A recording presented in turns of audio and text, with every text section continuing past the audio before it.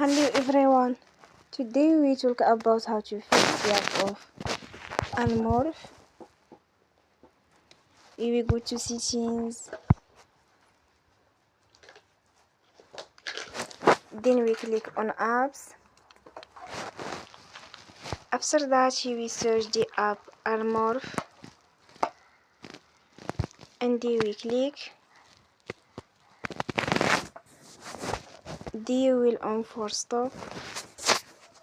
After that we go to storage, then we click on the clear cache. In the end you will turn your Wi-Fi and you will turn again. Don't forget to support us by like and subscribe. See you next time and thank you for watching.